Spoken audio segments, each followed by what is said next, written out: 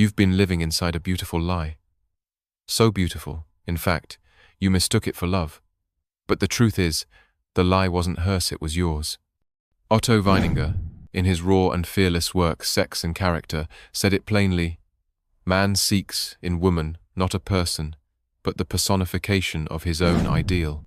Not a partner, not an equal, a projection, a mirror of the man he wants to become. Let that hit you. Because what Weininger saw, what most men today still can't admit, is that it's not women deceiving you.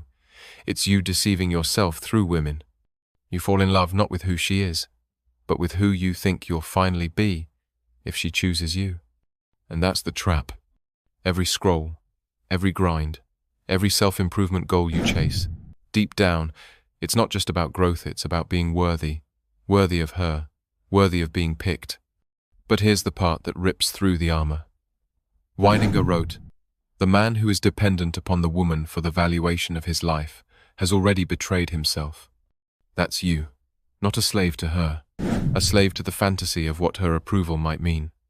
You could build the body, build the business, build the name, but the second you built it for her, that was the day you started building your own prison. And the cruel twist? She never asked you to. You did it all on your own." Weininger saw this coming over 100 years ago. He wrote that woman, in his terms, is the negation of individuality.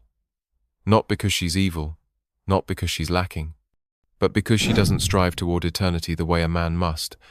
She is the moment, the senses, the now. Man is the one called to rise, to make meaning, to carry the weight of the eternal. But instead of rising, you sink. Not to meet her, to lose yourself in her. You let go of your mission, your becoming, your soul just to feel wanted. And you dress it up. You tell yourself it's ambition, purpose, passion. But underneath, you're still waiting. Waiting to be chosen.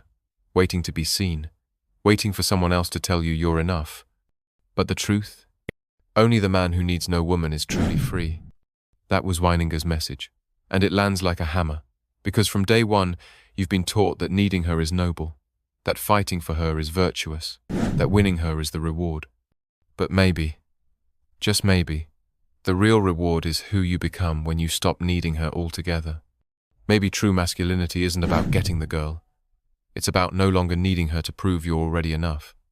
This isn't about hatred. This isn't about bitterness. This is about freedom. So here's the real question. What are you building that would still matter if no woman ever looked at you again? If you can't answer that, brother, then you haven't been living. You've been auditioning. You wake up, not to chase a mission, but to chase a glance, a nod, a like, a smile.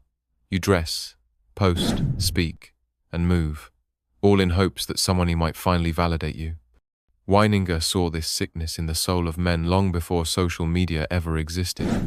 He said, "Woman is to man as the world is to the philosopher. She is the temptation to descend from the heights of pure thought into the abyss of distraction. And you've been descending your whole life. You turned the sacred calling to become into a cheap performance.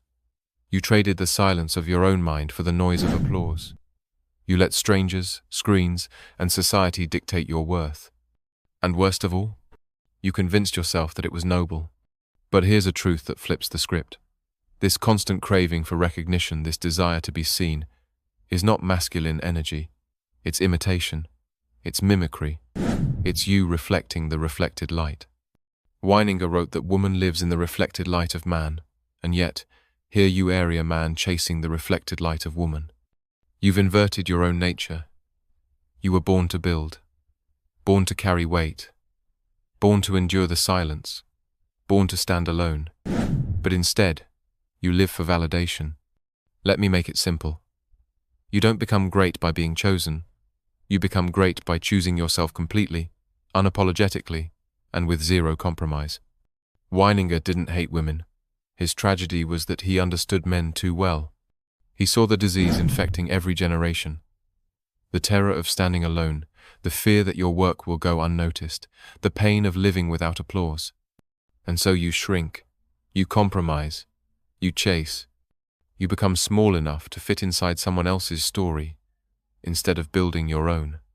But here's the hard line in the sand. The moment you need her to validate your existence, you've already given away your kingdom. Weininger wrote, "The tragedy of man is not that he loves woman, but that he loves the idea of being loved by her more than he loves himself. That's why you feel hollow. That's why nothing satisfies you. Because deep down, you didn't build your life as a purpose. You built it as a stage. You've been waiting for her to show up and clap. But the applause isn't coming. There is no audience. And when you finally accept that, you'll be free. Because only then can you build not to be seen, but because you must. Only then can you speak not to be heard, but because truth demands it. Only then can you crown yourself. So ask again, who are you when no one's watching? Until you answer that with clarity and conviction, you're still performing. Most men feel something missing. They can't explain it, but they feel it gnawing at their soul every time they scroll, chase, or strive. Weininger called it the feminine within the masculinity, a subtle disease that tempts a man to consume instead of create. He said, "The man who ceases to create becomes the slave of his senses." Look around. You live in a world designed to enslave you: dopamine, noise, instant gratification on demand, all dressed up as progress. But the real cost? Your soul. You weren't made to consume endlessly. You were made to build, to carry weight, to stand under pressure until you become unbreakable. But no one tells you that. They hand you distractions, likes instead of legacy, attention instead of achievement, validation instead of victory. And you take the bait, because being chosen feels easier than choosing yourself. But here's the trap. Anything that comes too easily was never truly yours to begin with. Weininger knew this. He said that the man who lives to be chosen has already abandoned his calling. Why? Because the man who won't endure solitude will always live on borrowed meaning. So here you are, running from your own silence, filling it with noise, filling it with her, because sitting alone with your thoughts feels unbearable. But that unbearable moment, that's where the work begins. That's the forge. That's where the boy dies, and the man is born. You've been running from yourself, calling it productivity, masking it with ambition, hiding it behind the illusion of progress. But deep down, you know you've just been filling the void, filling it with attention, with validation, with performance, hoping that someday someone would look at your life and finally say, "You made it." But they never will, and even if they did, it wouldn't matter. Because if you built it to be seen, to be chosen, to be crowned, you didn't build it for you. And that's the crisis, isn't it? Otto Weininger wasn't trying to break men, he was trying to strip them down to the truth. He was trying to free you from the illusion that love will complete you, that approval will make you real, that applause will save you from the emptiness you've been avoiding. And here's what he saw so clearly. Even in the early 1900s, most men aren't afraid of failure. They're afraid of being alone with their own thoughts. They are terrified of standing in front of the mirror and seeing no audience behind them, no claps, no approval, just silence. But silence is where the real man is born. Weininger wrote, "Man becomes real only when he chooses to bear the burden of his own freedom." He didn't say freedom was a gift. He said it was a burden, a weight, something heavy you have to carry every single day, with no promise of applause or recognition. And that's why so many men trade it for comfort, for ease, for approval. But if you do that, you'll never know who you are. Because the only way to find out is to face yourself without distraction, without validation, without anyone watching. Let that hit you.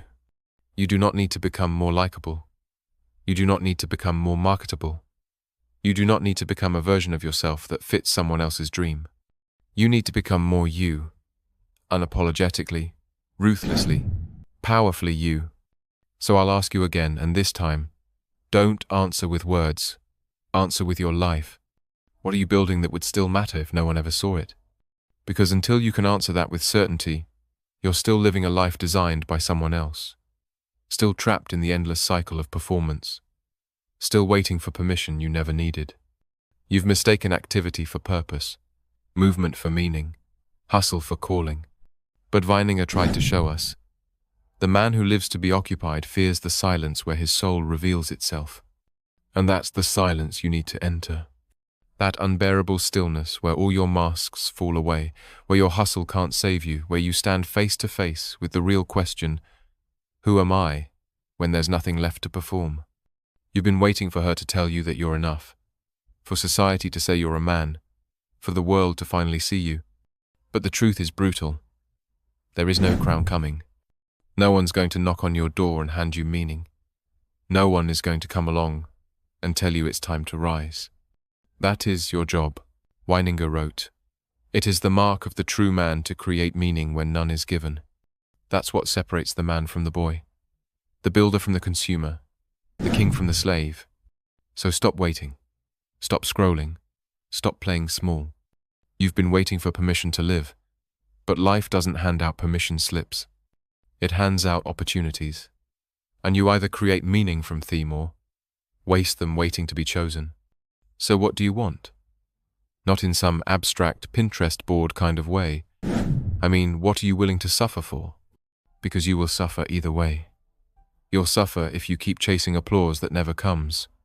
You'll suffer if you choose the path of isolation, of building something that may never be seen. But only one of those forms of suffering will make you a man. The other will break you. So stop asking, does she see me? Start asking, am I willing to carry the weight of my own freedom? And here's the truth that most will never tell you.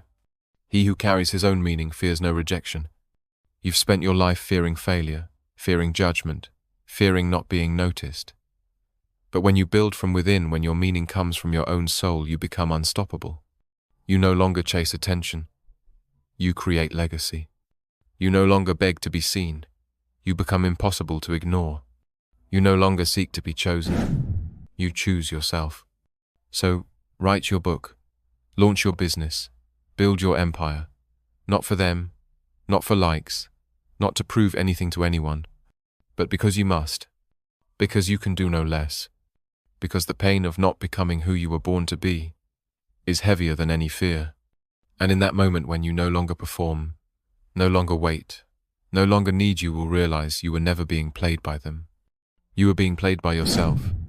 But that's the good news, because now the game ends and life begins. So listen carefully. This is the moment, the fork in the road, where most men lean back into comfort or forward into transformation. This is where the boys check out, and where the men are born.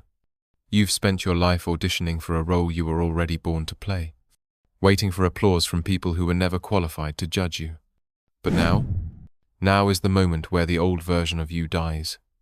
Or you pretend you never heard any of this, and go back to scrolling. Weininger spent his short life whispering a truth most men couldn't handle. A truth your world is too scared to speak. True masculinity begins where the need for validation ends. You are not here to live for attention. You are not here to perform for praise. You are not here to find meaning in her eyes. You are here to carry the weight of your own existence. To build without permission. To speak without applause. To lead without needing to be followed. Because life has already chosen you. And the only person who can crown you was you. So stop scrolling through the lives of men who dared to do what you're still afraid to begin. Stop hiding behind potential. Stop waiting for a sign. Stop lying to yourself. You don't need more signs. You don't need more time. You don't need more motivation. You need to move. Because every second you spend playing small is a second you're stealing from the man you were born to become. The man who builds for eternity, who speaks with authority, who creates without permission, who walks without applause, who chooses himself. And if you feel that weight pressing down on your chest right now, good. That's the death of the boy who waited, and the birth of the man who builds. So stand up, take ownership, step into the silence, and build what you were born to build. And if you're ready to stop being played, if you're ready to play to win like this video, share it with a brother who needs to hear this. Subscribe for more brutally honest truth designed to wake you up. Because men like us, we don't wait to be chosen. We choose ourselves. And we build anyway.